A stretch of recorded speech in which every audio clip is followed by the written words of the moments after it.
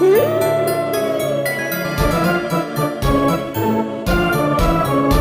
Exorcist, the story of a young girl possessed by a demon, caused such an uproar upon its release in 1974 that the church wanted the movie banned, going as far as to say that a demonic possession could come through the projector screens and affect the audience. The story was actually based on a real-life exorcism of a young boy whose real name remains a mystery. The movie was played with many unpleasant occurrences, and here are just a few. Shooting was delayed due to a fire starting and burning down what was supposed to be the set of the McNeil's home. The only room unaffected was the main bedroom, where Linda Blair's character Reagan had the scenes of possession. Another incident involved the actress who played Reagan's mother, when she was injured during a scene where possessed Reagan froze her to the ground. The scene is actually used in the movie, and the scream the actress lets out is 100% real. Sadly, 2 actors died whilst the film was in post-production. Actors Jack McGowan, who played Burke Dennings, and Vasiliki Malliarose, who played Father Damien Karras' mother, both died shortly before the film was released. What's strange is that both characters in the film both also died on screen. Also, Linda Blair's grandfather died during filming, and Max von Sydow, who played Marin, also had a brother who sadly passed away. Also, the son of Jason Millers, who played Father Damien Karras, had a lucky escape from death, but was injured when he was hit by a motorcycle. On another occasion, Linda Blair was injured during a possession scene when she was thrown out of her bed when some of the rigging broke, causing her to injure her back. And the actress who played the demonic voice of the demon went through a horrific ordeal when her son murdered his wife and children, then took his own life. During the Roman premiere of the movie, there were rumours of a terrible storm, thunder and lightning, as if some force was trying to prevent the audiences from attending the screening. Once the movie actually started, many claimed to hear a demonic loud cry coming from outside. One woman was so horrified by the movie she passed out, fell and broke her jaw. She later sued Warner Brothers, claiming the movie had subliminal messages within it. Now, whether you believe the movie is cursed or not, you've got to admit, that's a lot of tragedies surrounding it. In 1978, the world believed a man could fly when Superman the movie hit cinema screens. Directed by Richard Donner and starring Christopher Reeve as the Man of Steel. The movie tells the story of the last son of Krypton, Kal-El, who was sent by his Kryptonian parents to Earth to escape the fate of their doomed planet. Baby Kal-El crash lands in Smallville, Kansas, and is found by Martha and Jonathan Kent, who decide to bring him up as their own son and keep him safe. He eventually grows up to become the hero we all know and love, Superman, and battles with the mad genius Lex Luthor for the remainder of the movie. The movie became a massive success, and many more followed. But right from the beginning, many involved in the movie seemed to suffer in some way. The Superman franchise seemed to be cursed. The first victim, you could say, was director Richard Donner, who directed the first movie and a partial amount of the second. I say partial because he was filming Superman 1 and 2 side by side, but Donner was dismissed from the project due to disagreements between him and the studio.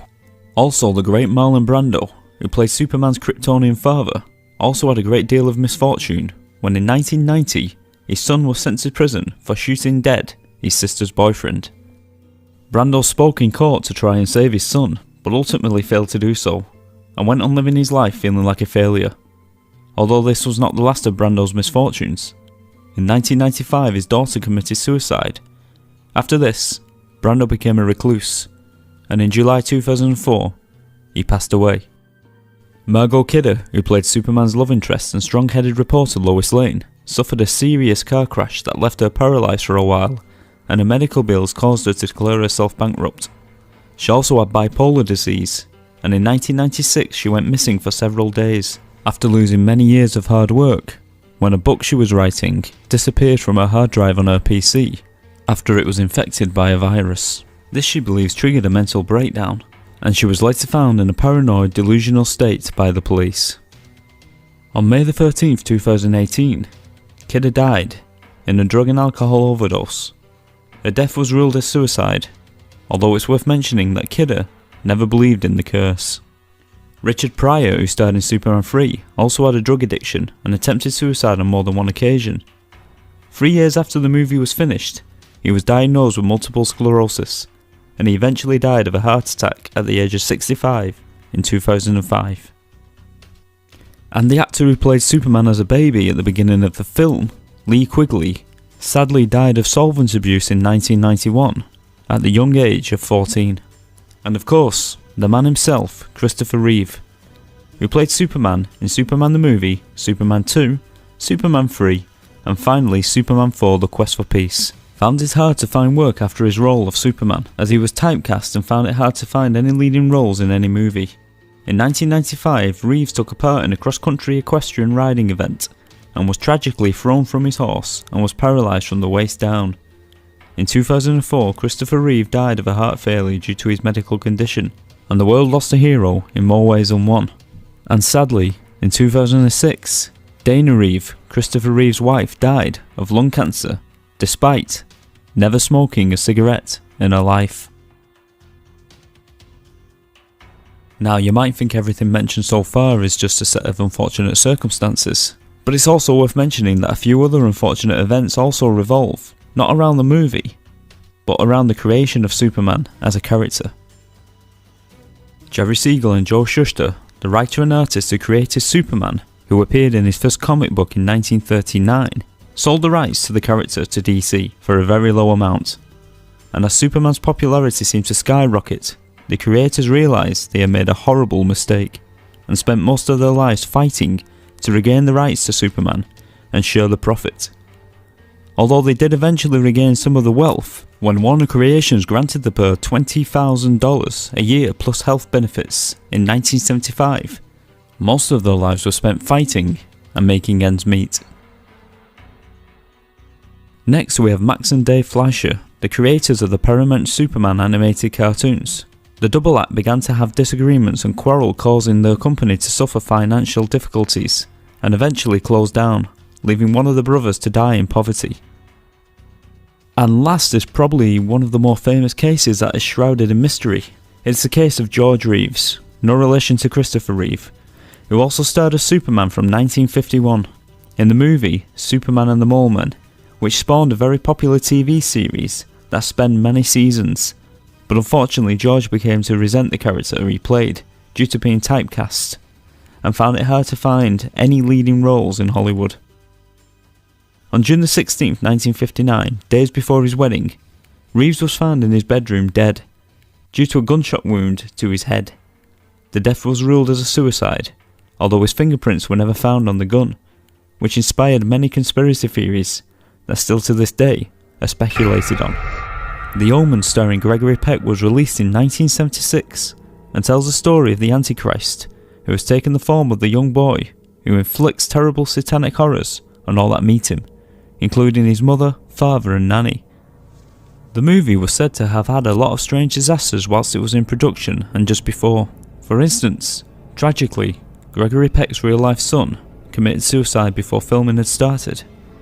Many say this was the start of the curse, and a series of terrible things followed, such as Gregory Peck's plane and a separate plane the producer was aboard was struck by lightning on its way to London. Also, a London hotel where the same producer was staying and some crew members was bombed by the IRA. A restaurant where the cast and crew were going to eat was also bombed by the IRA. Now, luckily the table was cancelled, so I'm not sure this should be regarded as part of the curse. A private jet was hired so the camera crew could get aerial shots for the movie, but it was postponed so a group of businessmen could use the jet, and the plane crashed on takeoff, killing everyone on board. Now, you could argue that this didn't affect the crew of the movie, so it can't be blamed on the curse of the movie. But it is unusual how all these things seem to tie in somehow with the movie. Also, strangely enough, a worker at the animal sanctuary where filming took place was killed by a tiger. Again, strange. But finally, the most remarkable event that took place was when special effects worker John Richardson was driving with his assistant in the passenger seat when his car was involved in a head-on collision. Richardson was injured, but unfortunately his assistant was tragically decapitated. Richardson stated that when he awoke in his vehicle, looking through dazed eyes, he could see a road sign in front of him, which showed the distance to the next town, which oddly enough was called Omen, spelled O-M-M-E-N, and the distance to the town, which in kilometres reads 6.66, and the number of the devil is 666. Next on our list is a John Wayne movie named The Conqueror. The movie was considered a disappointing take on Genghis Khan, which was played by, you guessed it, John Wayne. The following years after the movie's completion, many of the cast and crew members passed away, and you're probably thinking this is nothing strange, but they all seem to have one thing in common: cancer. Director Dick Powell passed away from cancer 7 years after the movie's 1956 release. Actor Pedro Armendáriz was diagnosed with cancer in the early 60s, and a few years later committed suicide in 1963. Actress Agnes Moorehead passed away from cancer in 1974. Then Susan Hayward died in 1975 due to cancer, followed 4 years later by the star of the movie, John Wayne, who died of cancer in 1979. It turns out the movie was filmed in Utah, 150 miles away from the Nevada test site, where 11 nuclear bombs had been set off a year before. It is said that it was quite possible that all the radioactive dust could have travelled on the wind and settled where the movie was being filmed, and it's worth noting that the actors were constantly covered in dust. Also, when the movie required reshoots, quite a lot of the radioactive sand was shipped back to the studio set. It's rumoured that at least 91 members of the cast and crew were diagnosed with cancer, including some of the actors' children who developed problems later in life.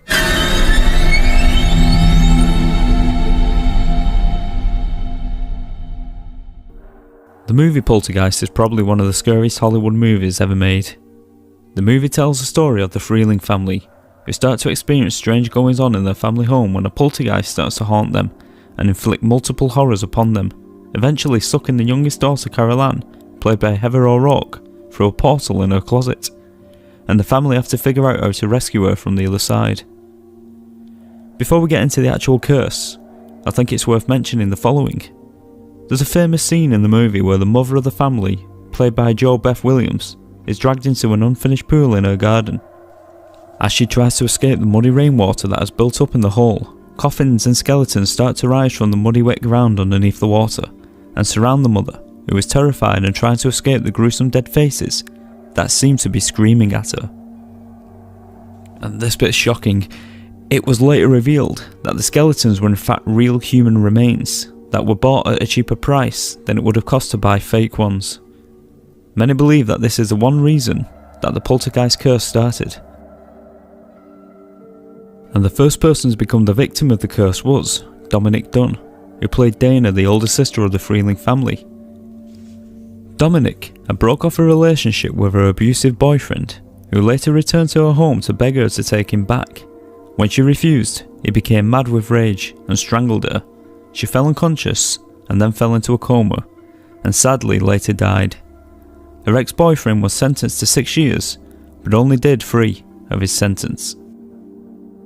And Heather O'Rourke, who played the young daughter Carol Ann in the film franchise, is one person most commonly said to be a victim of the poltergeist curse. She'd been diagnosed with Crohn's disease, but that later was found out to be a mistake.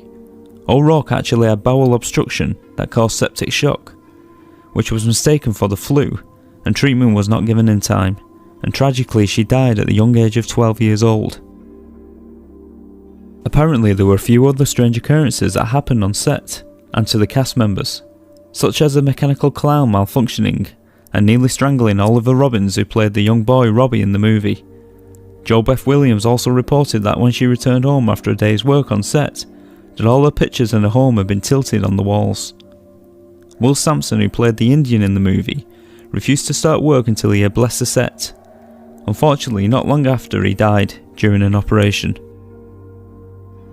Julian Beck, the actor who played the terrifying vicar in the second movie, looked like he was half dead, and the reason for this was not down to the makeup artist, but because the actor was actually suffering from stomach cancer, and unfortunately died shortly after filming was finished. Another actor named Lou Perryman, who had a small part in the original movie, died in 2009 when randomly a man named Seth Tatum knocked at his door and entered his home. Later the police found Perryman dead, chopped into bits. Seth Tatum had apparently had a psychotic breakdown, and out of all the homes he could have chosen, it was Perryman's door that he knocked on. And finally, author of the story James Caan told on the night that he was finishing the book, a freak lightning bolt hit his property and caused the front cover of the air conditioning unit to fly off and hit him in the back. A minute later all the lights flickered and went out completely, and when they came back on, all of the video games in the room started to play.